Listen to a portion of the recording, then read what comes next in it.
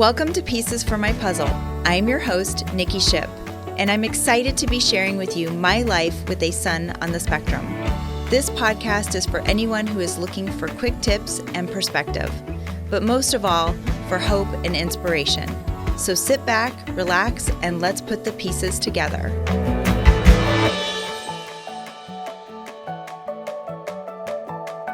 Hello and welcome back to another episode of Pieces for My Puzzle. I'm your host, Nikki Shipp. Thank you so much for joining us today.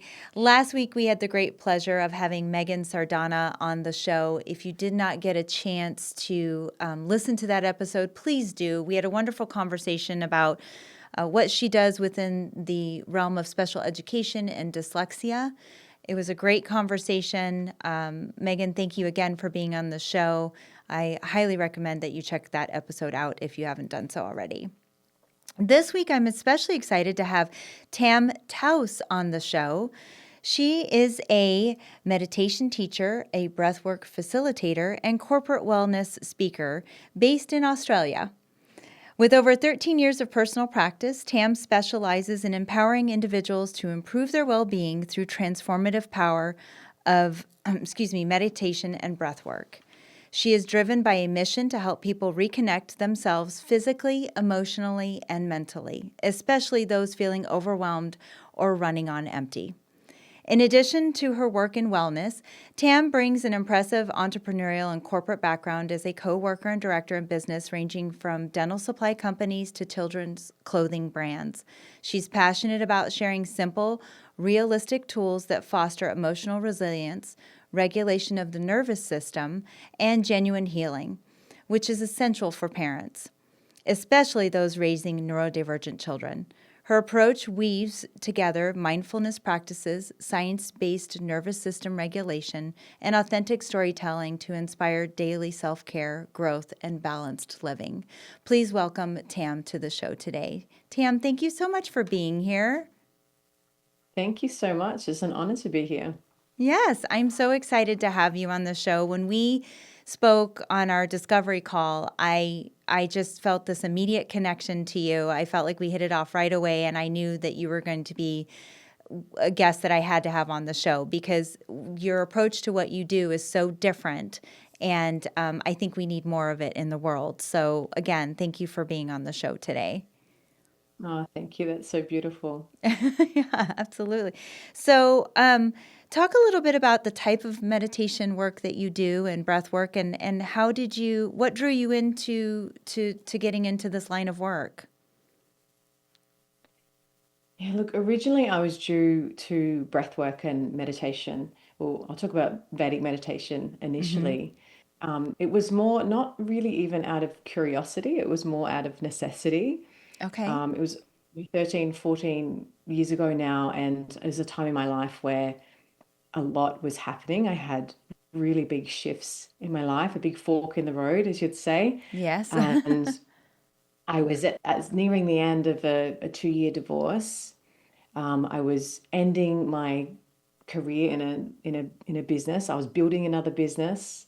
I was Mm-hmm. starting a new relationship, but I was also really burnt out. I had a Mm-hmm. lot of anxiety. I'd been depressed for a while and just pretty depleted and exhausted. I was burning the candle at both ends with work, and then on the weekends, I was partying, I guess, to Mm-hmm. kind of, medicate the pain Yeah. of everything that I just experienced. And I just needed something that would give me some, nourishing rest and Mm-hmm. some stress release, really. Mm-hmm. And it certainly did that. Yeah. It completely transformed the way that I live my life. And coming into breathwork, that was something that came much later when I Mm-hmm. had children, again, at a time of a bit of burnout. My eldest child is neurodivergent. She has autism. But at this time of finding breathwork, I didn't know that she had autism. We had lots Mm-hmm. of behaviors that were happening that were quite extreme, and I wasn't coping. And this really, the breath work gave me a way of releasing a lot of held pain and trauma in my body, but also a way of um, using a practice that I could use daily to help myself regulate in her presence. Mm-hmm. And they've had such transformative changes like in my life using these modalities that I wanted to be able to use them to help other people. So not that this has been my path initially, but in the Mm-hmm. last 5 years, I've started, teaching and helping people in this realm. How fantastic. And I mean, your own like testimony to what you've experienced and what it's done for you, which I think is, that's amazing because that's how those sparks happen, right? The sparks happen when you start going, oh, this is really helpful for me. And you've been able to use this with your family and with your daughter as well, correct? Yeah, we use it Yeah. all the time. Both my children know how to meditate, and we use breath every day, Oh my multiple gosh. times a Well, I was going to say several times a day. day. And how old are your kids now? One, my eldest turned 9 yesterday, actually, Oh my goodness. and my youngest will be 7 in a couple of weeks. Oh my gosh, how sweet. Oh my gosh. Yeah. Yeah. And I think that's great because I got into Reiki. I know we had this conversation when we spoke on the phone. I got into Reiki and I'm just still learning my own practice of Reiki, but my hope is that I can start doing some of those things, energy work and those types of things with Drayson. I've been curious about trying to expose Drayson to that. He's 14 now, so a little bit Mm. older, but I think that even using the Reiki has been beneficial. And so that's why I wanted to have you on the show to talk about the breath work and the meditation because you have found a way to also connect, I would assume, with your child as well, which I think is really fantastic. Do you feel like you've been able to connect with your daughter doing meditation and breath work? Oh, definitely. Mm-hmm. I breath especially, we co-regulate with that all the time. Yeah. And meditation for our family has been a huge way for all of us to reconnect again. My husband also knows Vedic meditation. So quite often, when things are aligned, we will all meditate at nighttime, even if it's just because they're quite young. We only do it for, no more than, 6 to 10 minutes. But Right. it's a way for all of us to kind of bring a sense of calm into our life, especially if we've had a bit of a chaotic day. Yes. Mm. Yeah. Absolutely. Absolutely. Um, we talked a little bit about nervous system regulation. Can you explain a little bit about the science behind nervous system regulation and why it's especially important for parents of neurodivergent children? Sure. Look, our nervous system has one main job, and that's to keep us safe. Mm-hmm. And we're constantly scanning for what is going to keep us safe in our environment. And we Right. have three main states of our nervous system. We have our calm and connected, which is where our parasympathetic nervous system is more activated. And then Mm-hmm. we have our fight or flight, which is where our sympathetic nervous system is more in activation. Mm-hmm. And then we also have our shutdown and our freeze. Mm-hmm. All of these are running below our conscious awareness, and they're always running. Just Mm-hmm. one might be with our parasympathetic and sympathetic, one is just more in activation than the other. And we need both Okay. to exist. Right. But over time, what can happen with this chronic activation, especially with parents of neurodivergent children, is that we have a really high demand in our life. Yeah. And we are constantly scanning, and we don't often get an off switch. Right. So that chronic activation can be quite measurable in our physiological costs and in our health costs, in our immune Mm-hmm. system, in our hormones, in our capacity to be present and still. And there's a whole lot of health implications that can happen. Mm-hmm. A Yeah. lot of parents, especially women of neurodivergent children, have autoimmune Yeah. issues. I do. Yeah. And help. Yeah, and I do too. I do Yeah. too. So I know. Join the club. No, I'm Mm. just kidding. Yeah, Yeah. it's a Yeah. whole another rabbit hole that we could keep going down. I It's know. huge. The amount of Yeah. women that come to me for help with their nervous system and they have autoimmune Mm-hmm. issues, it's quite substantial. Yeah. But with our children's nervous system, they're also doing a scan.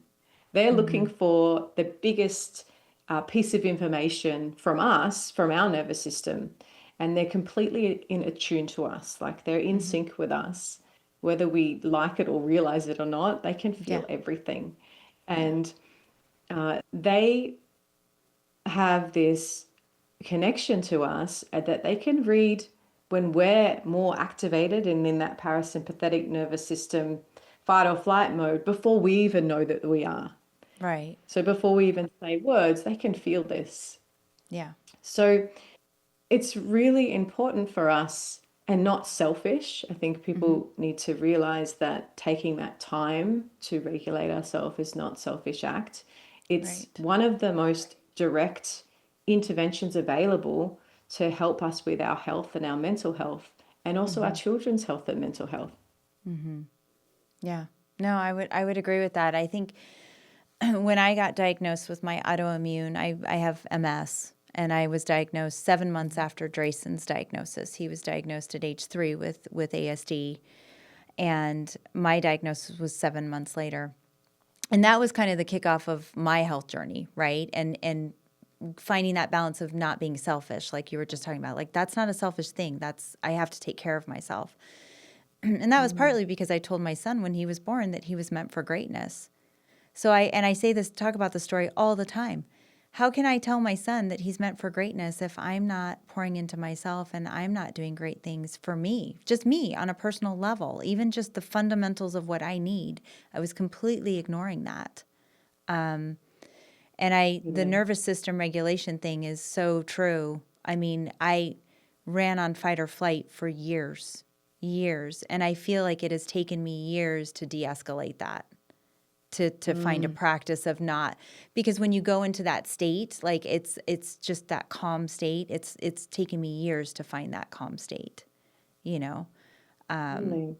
So I think It's it's interesting that you bring it to light about daily practice and to make it a family affair. I think that that's also amazing because it's not just something that you're doing for you, you're doing it also as a family, right? And I think that that's fantastic because this is something that everyone can incorporate in their life, not just parents, right? Kids, the whole family can do this, right? most definitely. And Yeah. you know, it is incredible if you can incorporate it within your whole family. Yeah. But for that to begin, you need to take that action for yourself. And you know, Yes. as you said, you held on to this for so long. A lot of us are living with PTSD without even realizing it, Oh, with yeah. how regulated your system is. Yeah. Yeah. And if you're not putting that life jacket on first, how can you pour from an empty cup? Yeah. It's impossible. And you're going to continually deplete yourself. So giving that time to yourself is the most generous thing that you can give, not just to your family, but to yourself and humanity. Right. Right. Yeah, I always I always jokingly say I equate it to a cup of coffee. You know, I always tell people it's in everyone's best interest that I have a cup of coffee. Mm. It's good for everyone else, right? And it's good for me because I love my cup of coffee, right? It gets me going for the Yeah. day.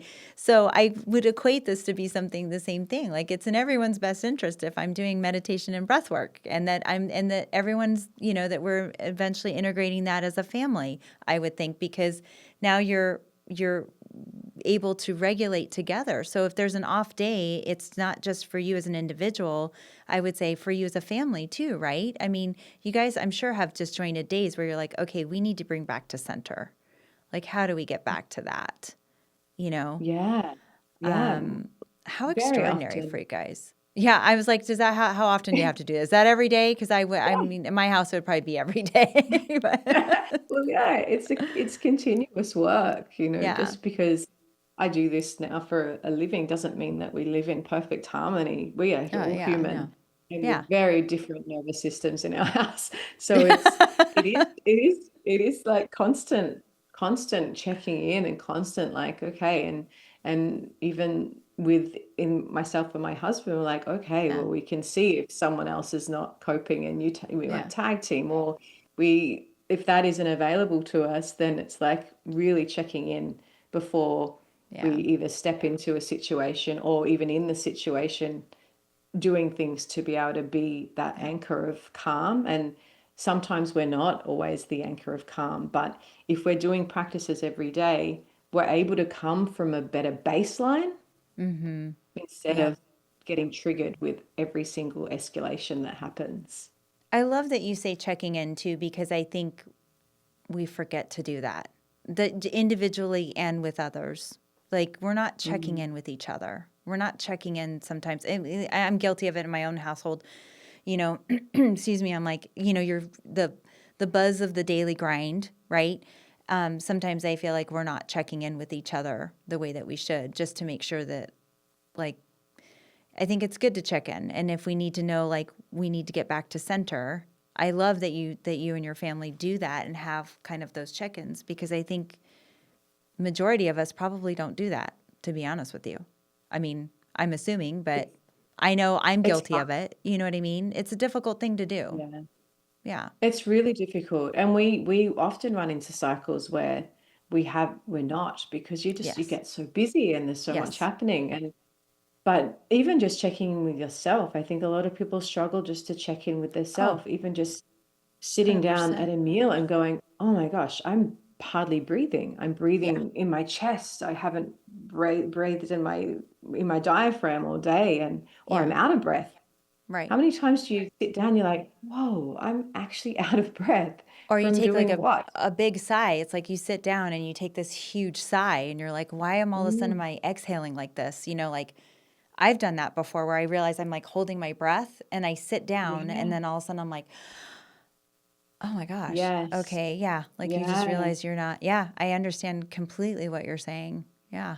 That's incredible. Like, I mean, I think, this is the part that we don't talk about. Like, in this, again, this is why I wanted to have you on the show, like getting back into the basics of, centering and coming out of that fight or flight. And, like, I mean, running on high all the time is really difficult, because then you start running on empty, which kind of, Yeah. leaves, segues me into my next question is, what advice do you have for someone feeling overwhelmed, or that's running on empty?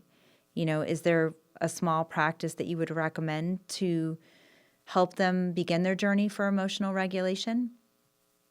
Yeah, it's really interesting that you just said you sit down and you take a massive sigh, because the Yeah. first thing that comes to mind is the physiological sigh, which is it's a type of breath exercise that I teach a lot of my parents that come to me, especially the ones with neurodivergent children.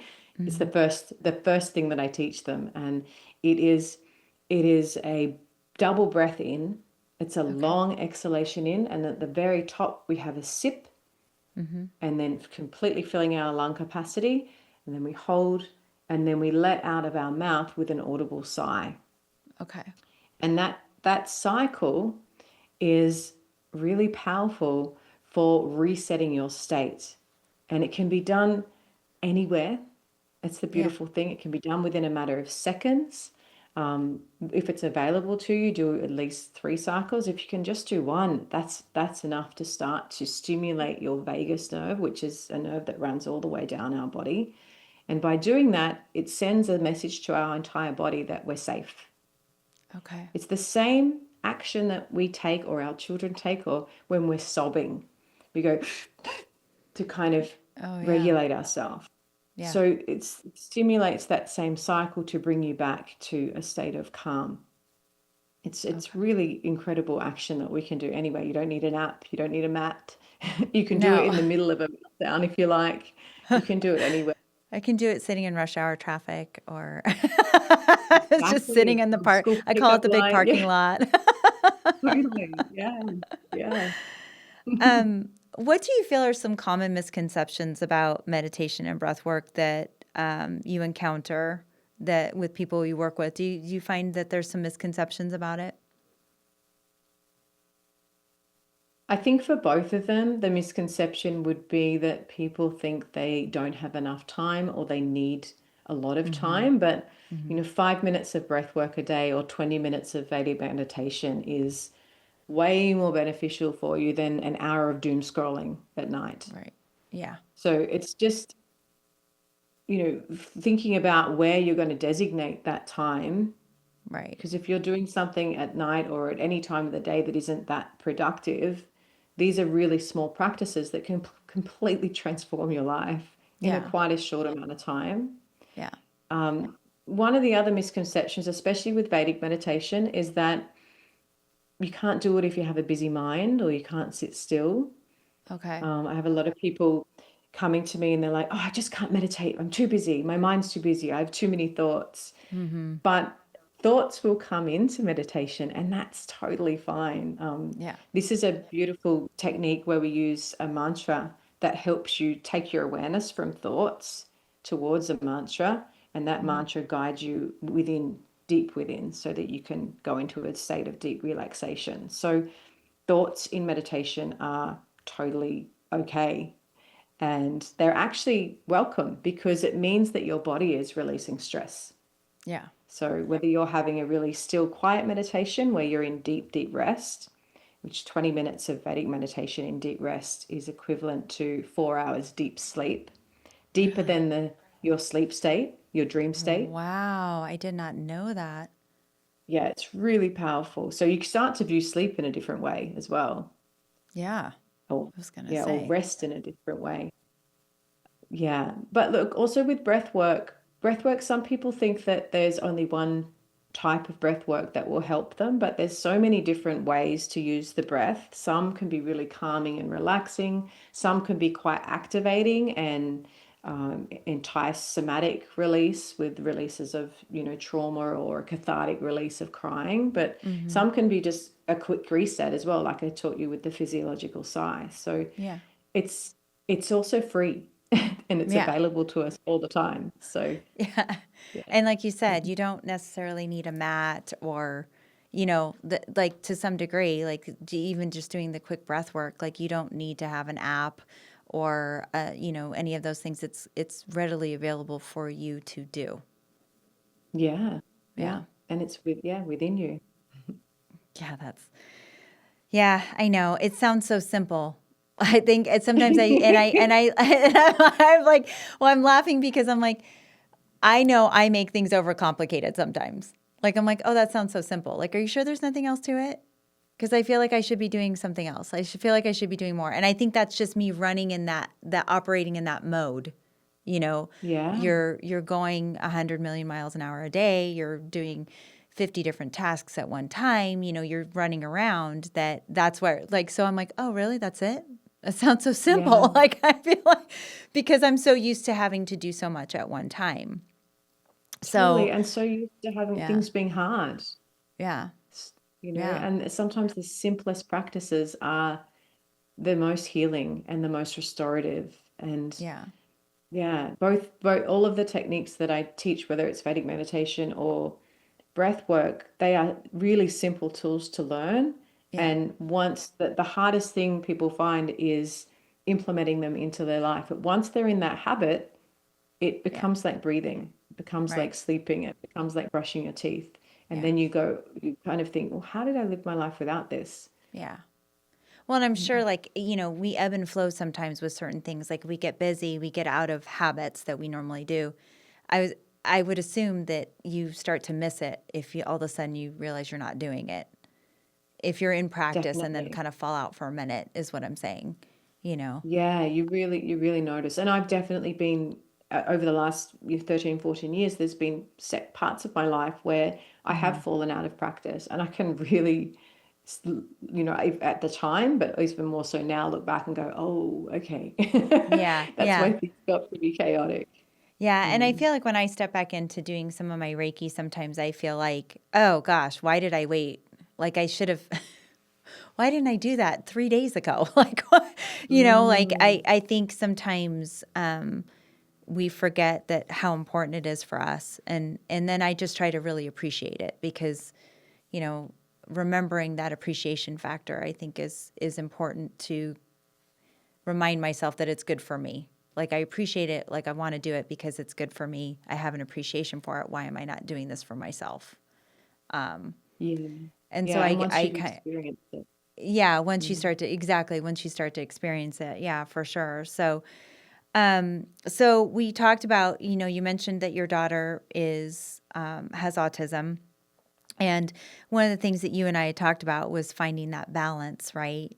raising a neurodivergent child, and even just kids in general, right? What, how do you balance your own well-being while supporting your daughter and juggling the demands of just daily life? Yeah, I touched on that just a little bit in the last Yeah. section, but this time for me to meditate daily or use breath, Yeah. it's a designated sacred time that I have, and Okay. for me, I've made it non-negotiable that I fit it in, because I know what life's like When you when I don't. don't Yeah. do it. Yeah. It's such a drastic difference in the way that I can have capacity Yes. in my world, and the way that I can serve others Mm-hmm. is completely different. So I don't find it indulgent anymore. I used to find it really, this I couldn't justify stepping away to be able to do Mm-hmm. it. But now, like my morning practice, I get up before everyone else to do my morning practice, and my afternoon practice, I usually do it before school pickup, or if I'm Mm-hmm. working away or in the city, I make sure that at this time I either duck to a quiet room or to the car in my lunch break to do it. Yeah. It's in the for my afternoon practice. It's my nervous system dysregulated. There's Mm-hmm. like a ripple effect whether I do or I don't, and everything Yeah. downstream will suffer. It's the way that I teach, the way that I show up with, in business meetings, the way that I parent, Yes. everything functions different. So as I mentioned, it is, for me, it's like brushing my teeth, or Mm-hmm. it's as important as sleep Right. or eating well. Right. Mm. I think that's beautiful too that you made that commitment to yourself and to say that that's not a negotiable, because I think, we need to we make promises to everybody else, right?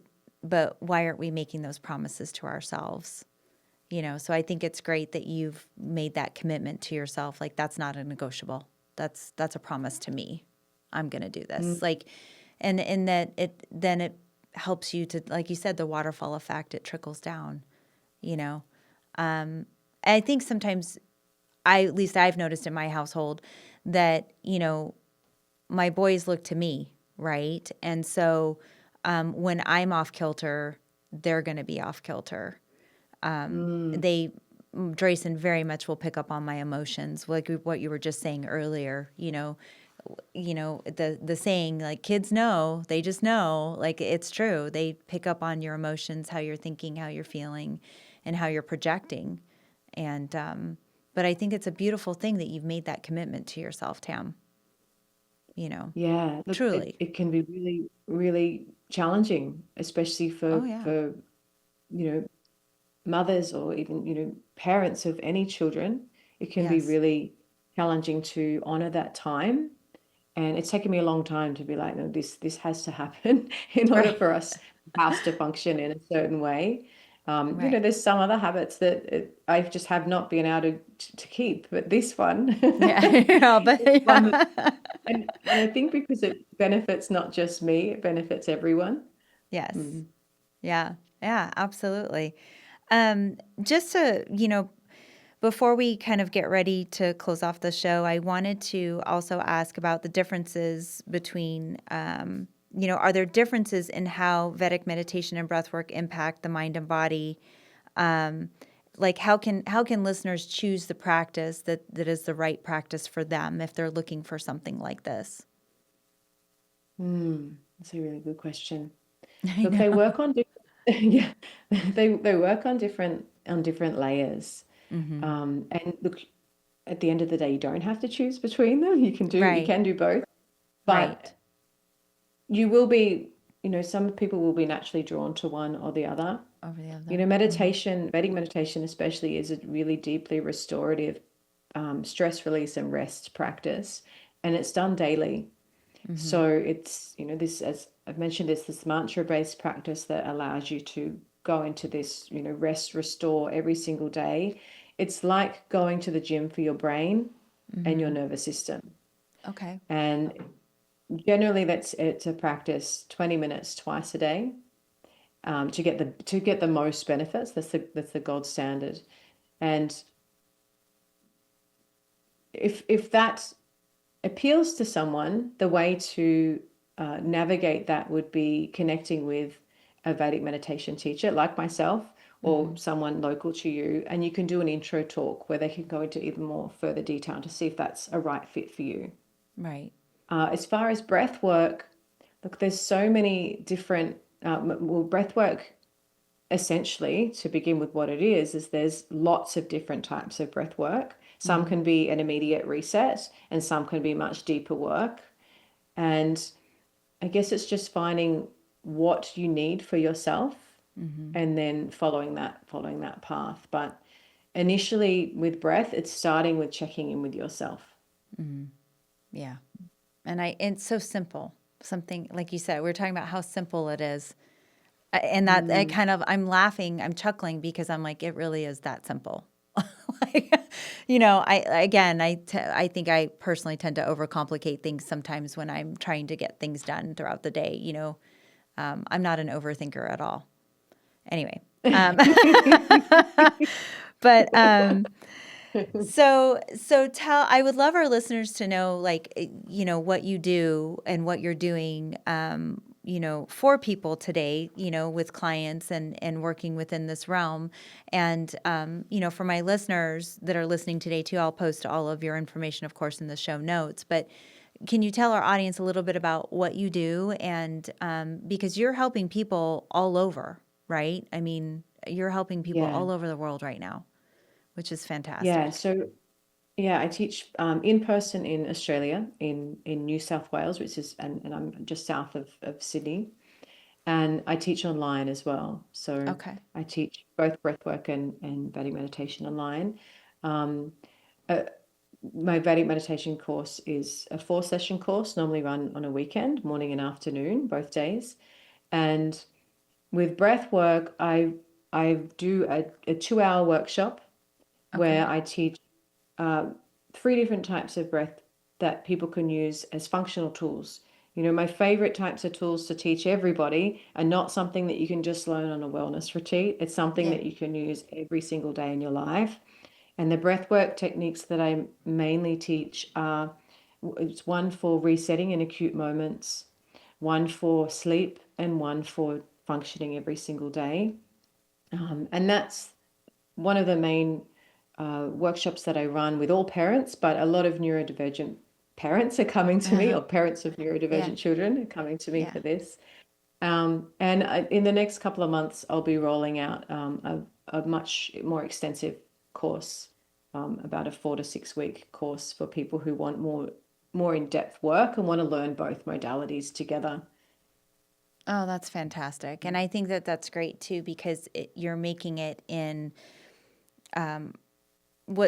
this topic can seem overwhelming for some people. Like we were just talking about the misconceptions about meditation, like but you breaking it up into a course where there's these bite-sized pieces that people can learn and then start to incorporate, I think is fantastic, because one of the things that for me personally is the busy life, right? So this is something that can easily be incorporated into busy life right off the bat. Yeah, Yeah. immediately, Yeah. immediately. And everything that I teach gives people the tools to be able to, they can use this themselves. They don't Right. need an app. They don't need any specific things to be guided through. They have the tools within themselves. To do it. Yeah, Mm, absolutely. yeah. Um, what advice do you have for someone that's maybe just, and this kind of segues into this question, that is starting out with mindfulness or even nervous system regulation, especially if they feel maybe a little skeptical or unsure Mm. about where to begin? Do you have any little golden nuggets of advice for that? Yeah, I'm not sure how everybody else thinks. When I'm not sure about something, I often go down a little bit of a research Yeah. wormhole of the science behind a practice. Yes. And there's certainly a lot of research behind Vedic meditation, or some people might have known it as transcendental meditation, Mm-hmm. as well as breath work. There is eons of science around breath work as well. So uh, go down that route. Mm-hmm. Some people might go down the spirituality route, but the science will give you the facts as to why, how it works within our physiology and our nervous system and our brains. Mm-hmm. Another way to just start again is just using the breath that Mm-hmm. I Just the that I simple, start with that and see how that feels within your body, yeah. and go from there. Mm. Yeah, I love that I'm like, what steps do we need to take? You're like, it's still the breath work, Nikki. It's still just breathe. Just breathe. I'm like, here goes my analytical brain, again, overthinking what, is so simple. Tam, I can't thank you enough for being on the show today and for offering your time and your energy and your expertise in this. And, for my listeners, if you're interested, please reach out to Tam. I'll put all of her information in the show notes. I think you're doing such amazing things, Tam, and thank you so much for all of your hard work and your dedication and for being such an inspiration to me and to many other families out there. So thank you so much for all your hard work. Oh, thank you so much. It was such a pleasure. Yeah, absolutely. This concludes our show for today. If you have questions, comments, or even a show topic that you would like to hear about, please feel free to send me an email at info@piecesformypuzzle.com. I'd love to hear from you. Don't forget to like and follow us on Facebook and Instagram if you have not done so already, or feel free to subscribe to our YouTube channel. If you like what you're hearing, please spread the word so that we can continue to encourage autism families with more support and resources. And feel free to give us a good rating on your preferred podcast platform of choice. Thanks again for tuning in. Until next time, keep working on your puzzle. And remember, you don't have to have it all solved in a day. Take care.